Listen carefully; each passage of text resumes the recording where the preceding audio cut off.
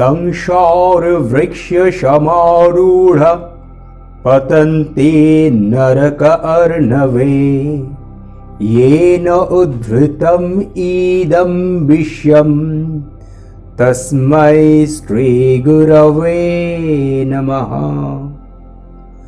সংসার রূপ বৃক্ষে আরোহণ পূর্বক মায়ায় আচ্ছন্ন হয়ে অজ্ঞানতাবশত কতই না কুকর্ম করে ভয়ানক নরক সমুদ্রে আমরা পতিত হই।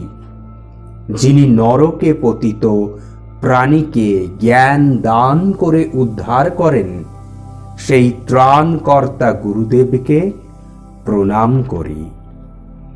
এই এক ছোট্ট জীবন, কিন্তু এ এক মহান জন্ম।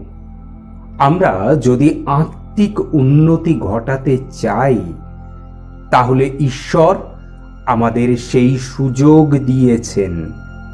কিন্তু মায়া আর মোহে আচ্ছন্ন হয়ে আমরা সব সম্ভাবনার অঙ্কুর নষ্ট করে ফেলেছি। তবু আমরা সৌভাগ্যবান, আমরা ঠাকুরের পায়ের কাছে বসে তাঁর দিক নির্দেশ পেতে তো পারছি। এখন তা আমরা কিভাবে কাজে লাগাবো, সেটা আমাদের ওপর নির্ভর করছে। ঠাকুর বারবার আমাদের সাবধান করেছেন, সন্দেহ যেখানে সহাস্য, সংকোচ সেখানে স্বাভাবিক। আমার ইষ্টপ্রাণ মা, দাদা ও দিদিরা, পরম প্রেমময় শ্রেষ্ঠ ঠাকুরের রাতুল চরণে সহস্র কোটি প্রণাম জানিয়ে ইষ্ট সেবকের সাথে সত্যানুসরণ পাঠ ও আলোচনার ৩১তম পর্বে আজ আমরা জানি সন্দেহের বিষয়ে। সত্যানুসরণ, সন্দেহ। বিশ্বাস বিরুদ্ধ ভাব দ্বারা আক্রান্ত হলেই সন্দেহ আসে। বিশ্বাস সন্দেহ দ্বারা অভিভূত হলে মন যখন তাই সমর্থন করে, তখনই অবসাদ আসে। প্রতিকূল যুক্তি ত্যাগ করে বিশ্বাসের অনুকূল যুক্তি শ্রবণ ও মননে সন্দেহ দূরীভূত হয়, অবসাদ থাকে না। বিশ্বাস পেকে গেলে কোনো বিরুদ্ধ ভাবই তাকে টলাতে পারে না। প্রকৃত বিশ্বাসীর সন্দেহই বা কি করবে, অবসাদই বা কি করবে? সন্দেহকে প্রশ্রয় দিলে সে এক ঘুণ পোকার মতো মনকে আক্রমণ করে। শেষে অবিশ্বাস রূপ জীর্ণতার চরম মলিন দশা প্রাপ্ত হয়। সন্দেহের নিরাকরণ করে বিশ্বাসের স্থাপন করাই জ্ঞান প্রাপ্তি। সন্দেহ থেকেই অবিশ্বাস আসে, আর অবিশ্বাসই জড়ত্ব। তোমার মন থেকে যে পরিমাণে বিশ্বাস সরে যাবে, জগৎ সেই পরিমাণে তোমাকে সন্দেহ করবে, এবং দুর্দশাও তোমাকে সেই পরিমাণে আক্রমণ করবে, ইহা নিশ্চয়। সন্দেহ এলে তৎক্ষণাৎ তা নিরাকরণের চেষ্টা করো, আর সৎ চিন্তায় নিমগ্ন হও। জ্ঞানের অধিকারী হবে আর আনন্দ পাবে। অবিশ্বাস ক্ষেত্রে দুর্দশা বা দুর্গতির রাজত্ব, বিশ্বাস ক্ষেত্র বড়ই উর্বর। সাবধান, অবিশ্বাস রূপ আগাছায় সন্দেহরূপ অঙ্কুর উঠতে দেখলেই তৎক্ষণাৎ তা উৎপাটন করো, নতুবা ভক্তিরূপ অমৃত বৃক্ষ গজাতে পারবে না। সন্দেহের নিরাকরণ করো, বিশ্বাসের সিংহাসনে ভক্তিকে বসাও। হৃদয়ে ধর্মরাজ্য সংস্থাপিত হোক। বন্দে পুরুষোত্তমম। জয় গুরু। আজকের দিনে আমাদের চারপাশে যেসব সমস্যা আমরা দেখতে পাই, বিশেষ করে আমাদের সম্পর্কের সমস্যাগুলি, আমরা দেখতে পাবো এর প্রায় সব কটিরই উৎস কিন্তু সন্দেহ। তবে সন্দেহ আবার এমন একটা ভাব যে সব সময় আমাদের সাথেই আছে, কিন্তু আমরা তাকে চিনতে পারি না। তাই ঠাকুর প্রথমেই আমাদের বোঝাচ্ছেন সন্দেহের স্বরূপ। ঠাকুর বললেন, বিশ্বাস বিরুদ্ধ ভাব দ্বারা আক্রান্ত হলেই সন্দেহ আসে। ইষ্টপ্রাণ মা, দাদা ও দিদিরা, একটু ভালো করে ভাবুন। অন্ধকার মানে যেমন বলা হয় আলোর অভাব, তেমনি বিশ্বাসের অভাব হলেই সন্দেহের উৎপত্তি। এই বিরুদ্ধ ভাব কোনটি?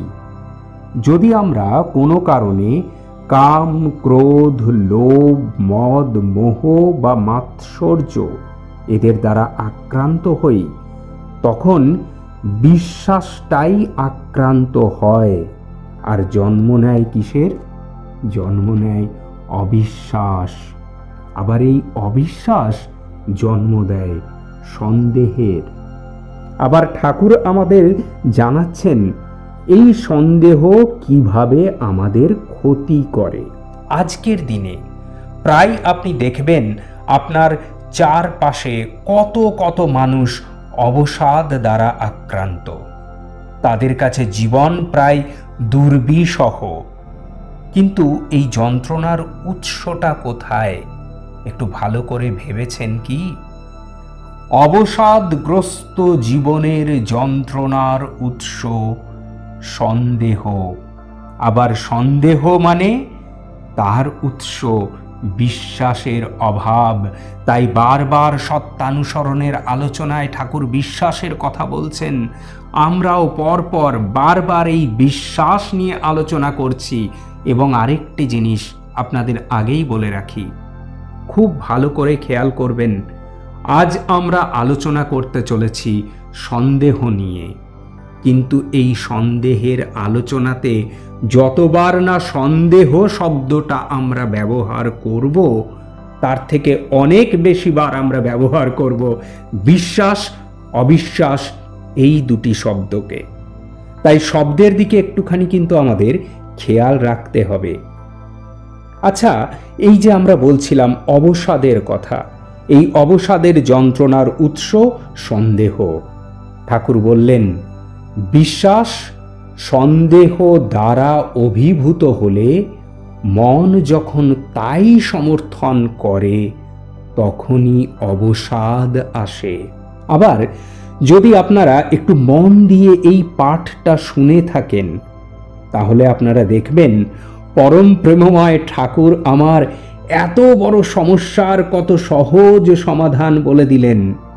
কি করলে আমরা এই অবসাদকে দূর করতে পারব?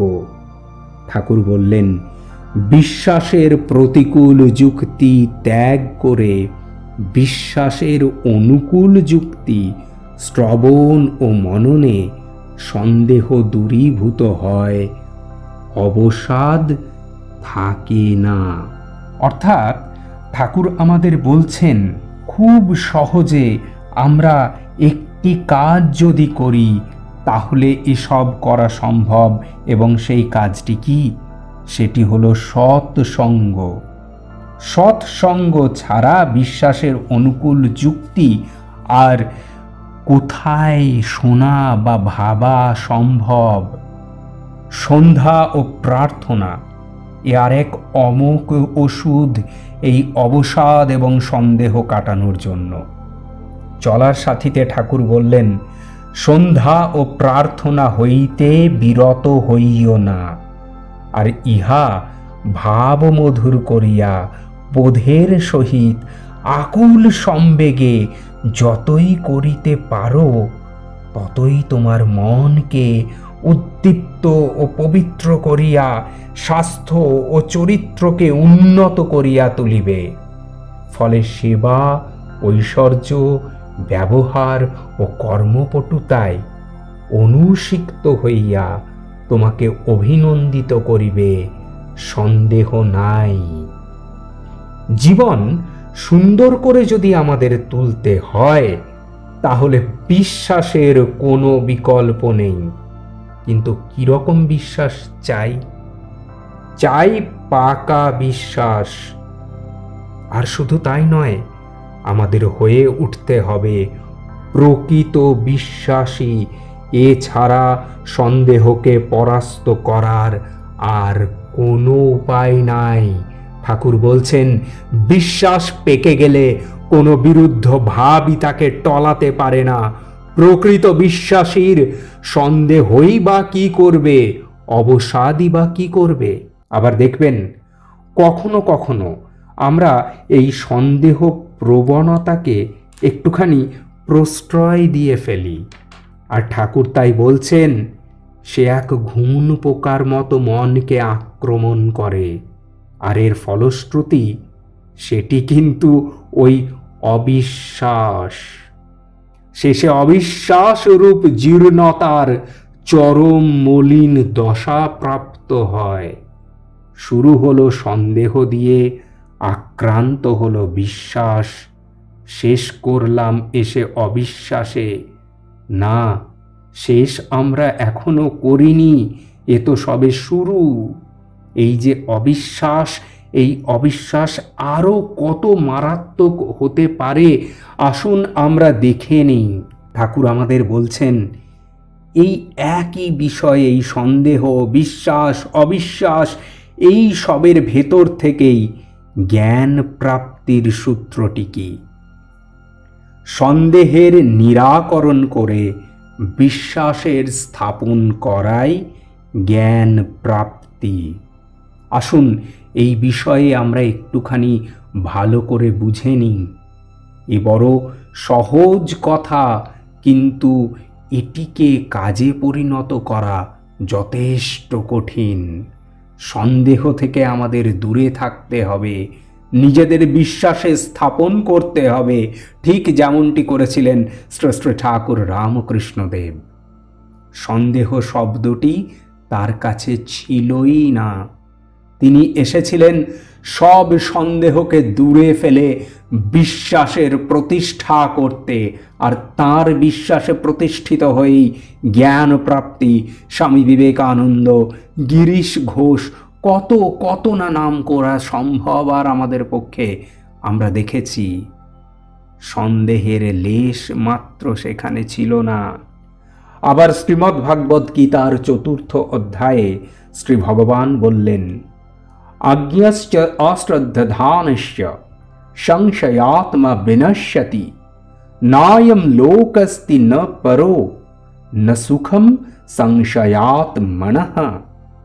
যে সকল ব্যক্তি বিশ্বাস বা জ্ঞানের অধিকারী হন না, তারা সন্দেহ প্রবণ চরিত্রের হন আর পতিত হন দুঃখের অতল সাগরে। সন্দিগ্ধ চিত্ত সম্পন্ন ব্যক্তি ইহলোক বা পরলোকেও সুখ ভোগ করতে পারেন না। ঠাকুর বিপদ সংকেতের বার্তা দিলেন। সন্দেহ থেকেই অবিশ্বাস আসে, আর অবিশ্বাসই জড়ত্ব। শুধুমাত্র সন্দেহ আমাদের বিশ্বাসের বিনাশ ঘটিয়ে আমাদের জীবনকে দুঃখ, যন্ত্রণা আর দুর্দশায় ভরিয়ে তুলতে পারে। সন্দেহ কি করে এমন ঘটাতে পারে তা যদি আমাদের বুঝতে হয়, তাহলে আমাদের আবার যেতে হবে শ্রীমদ্ ভাগবত গীতার 7th অধ্যায়ের 28 নম্বর শ্লোকে। অশ্রদ্ধয়া হুতম দত্যম তপঃ তপ্তম কৃতম চ যৎ অসৎ ইতি উচ্যতে পার্থ ন চ তৎ প্রেত্য নো ইহ। যখন আমরা অবিশ্বাসী হয়ে উঠি, তখন আমাদের মধ্যে অশ্রদ্ধার জন্ম হয়, আর শ্রদ্ধারহিত দান, হোম বা তপস্যার মতো মহৎ কার্য ইহলোক বা পরলোকে ফলদায়ী হয় না। এক কথায়, এ সকল মহৎ কাজও তখন অসৎ বলে প্রতিপন্ন হয়। তাই ঠাকুরের নির্দেশ, সন্দেহ এলে তৎক্ষণাৎ তা নিরাকরণের চেষ্টা করো, এছাড়া জ্ঞান লাভ হবে না। আর এছাড়া আনন্দ লাভ করাও সম্ভব হবে না।